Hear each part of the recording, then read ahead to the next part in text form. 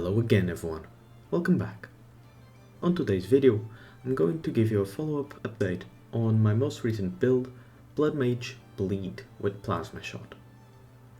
At this point the build is more than comfortably clearing tier 15s and is cruising through the endgame.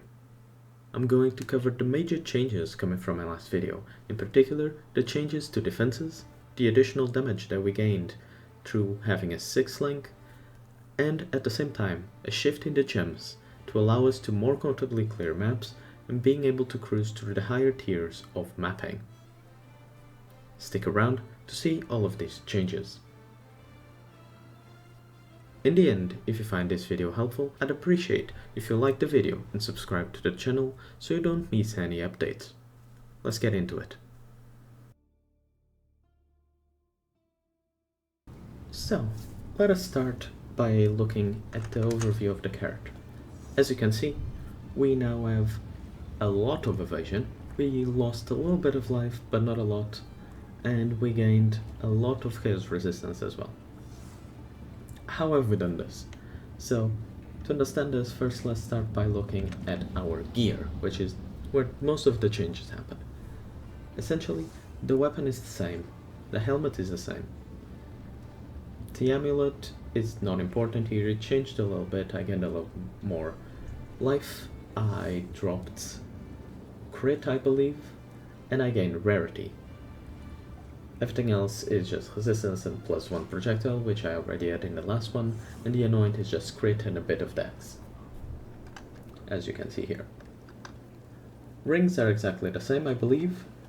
The chest is where a big change happened. With drop calms is very nice to begin with, but eventually armor just doesn't stack up to evasion right now. Armor is really bad, and evasion doesn't have any of the problems that armor currently has, so evasion is just a better version of the build.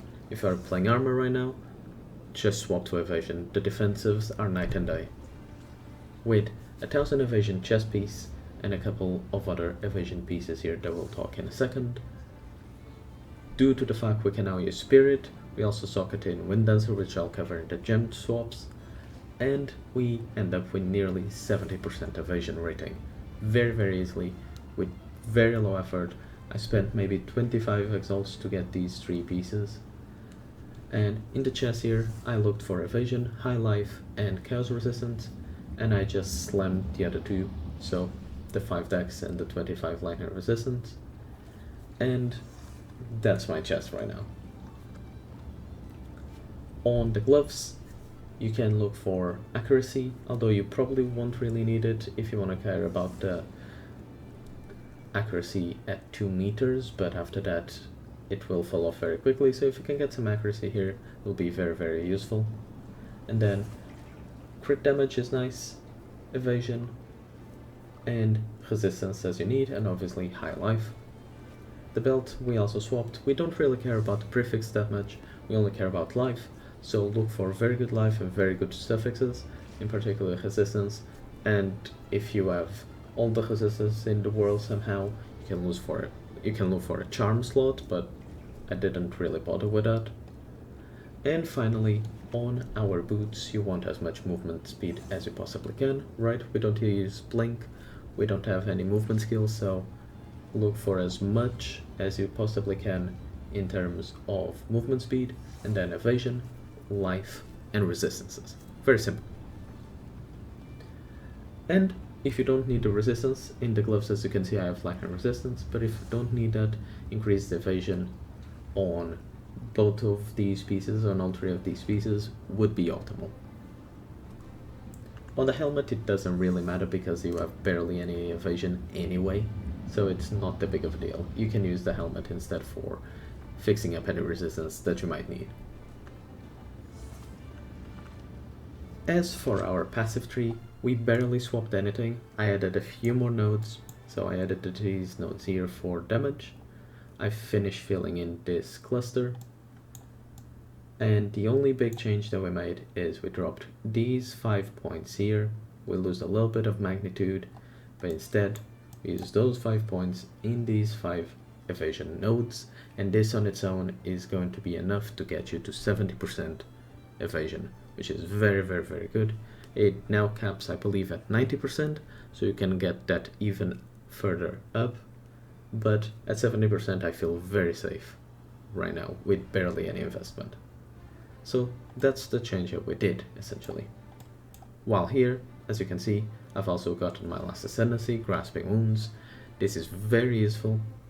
I did it by doing the Sanctum boss. Do not go and do the Sanctum boss with this build. It is so impossible to do. The only way I actually got it is because I got a merchant right before the boss that said you cannot lose any honor until the end of the next floor, so essentially I got a free ascendancy. That boss has a massive ES pool, and you can't bleed enemies with ES, so essentially you have to tickle him down with your galvanic shards until it drops all of his ES, put down a ballista so it doesn't start regaining ES, and then charge up your plasma blast and actually start to do damage to him. It took ages, and I would actually never been able to do that without that, I don't think. Maybe eventually with some practice in the fight, but that fight is so against you that I would actually recommend you go and do the Trial Master.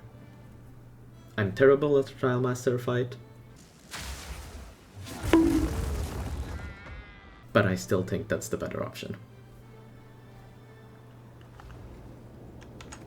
Finally, for our gems, as I said, we can now use auras. So where does that leave us? Well, there's a few things. First, I personally opted to put precision to get further accuracy on our remnants. This aura is always active for us, so this is very easy one to slot in. After that, I have Wind Dancer. Wind Dancer is going to give you a lot more evasion, and on top of that, you also gain the knockback whenever you get melee hit, so that allows you to dodge out of danger if you get cornered, which is actually a very nice boon. Other than that, we have Herald of Thunder. This helps a lot with clearing, is very, very useful, and you can use Concentrated Effect and Blind here. Blind will further increase the value of our evasion, so that's very nice. And finally, Time of Need. Time of Need is going to give you a little bit of life regain, or recover in this case, and is both going to remove curses and elemental ailments. So no chill, no shock, no ignite when this procs. So that's awesome to have, and more than gives us value in comparison to our comms version, right? So this is amazing to get. Way better, way more optimized for the end game, and it just functions better in every possible way. I opt to use a Thawing Charm. Freeze is the one thing that is going to screw you over. You can deal with bleeds by picking up the little blobs from the blood remnants, life remnants, so that's fine. You don't really get stunned that often, so I opted to go with this one instead.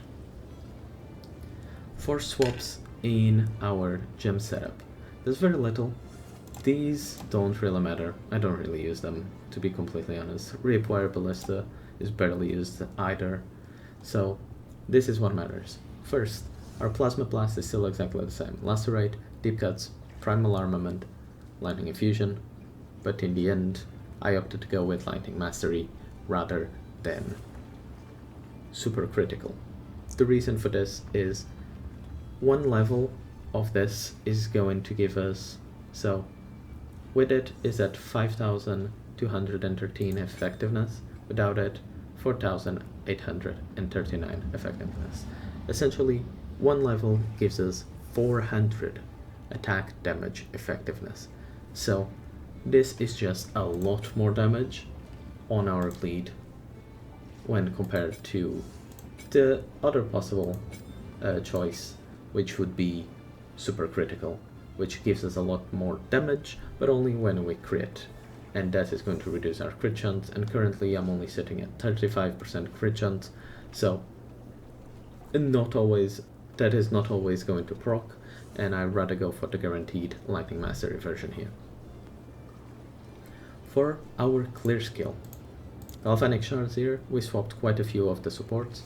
We have Fork, we have Martial Tempo now, and we have Ricochet. Ricochet is going to be very helpful for your clear, because it's going to very often bounce off you know, a tree, a mound, a wall, a rock. These maps are full of small little no trespassing areas that your projectile is going to be able to chain off and chain onto an enemy. So this is very noticeable even with this particular support and nothing else on the tree. So I would absolutely recommend. And finally, nimble reload. If you have all the money in the world and you want to add another support here for damage, you can do that. Personally, I don't feel like a need, but if you would like to, on galvanic shards, you could do lightning exposure, which would actually be a massive damage increase, especially if you then proc it on, you also use your plasma blast when an enemy is exposed, potentially. Although, now that I'm thinking about it, I think this doesn't apply to your bleed. I can't quite remember, I need to have a look, but I believe that's a thing. You can however use Innervate for a lot more damage.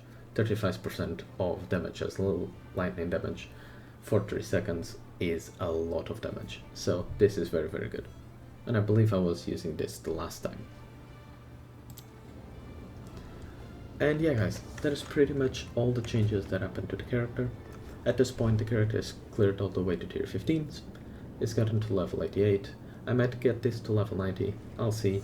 But there's a few more builds that I want to have a look at the moment before things start changing very quickly.